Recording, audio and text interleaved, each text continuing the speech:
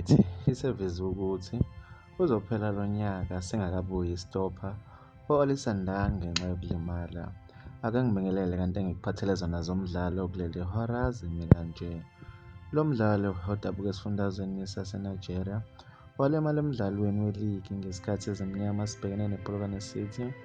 Akadlalanga kwamuva weligi neRichards Bay nowamanqamu we-MTN 18 neStellenbosch FC. Ngokusho kwesitatimende esikhishwe yiPirates kwiwebhusayithi yeqembu, uNdah ubhuke emlenzeni. Asikathatha isinqumo ngokuthi uzohlinzwa yini noma cha, kodwa ngeke esadlala kulonyaka.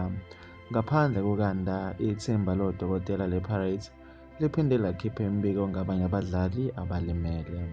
UTalente Mbatha, owalimala kwelamanqamu neStellis, usazoqashwa kuleli sonto ngaphambi kokuthi aqale ukuzilolonga neqembu ngokugcwele.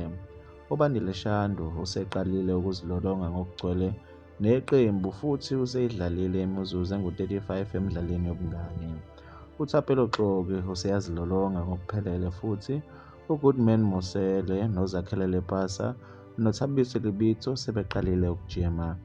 Abanye abathintekile imisipha abangakalulami yisitopha uSandile Mthethwa nonozinti u-Eden Visachi.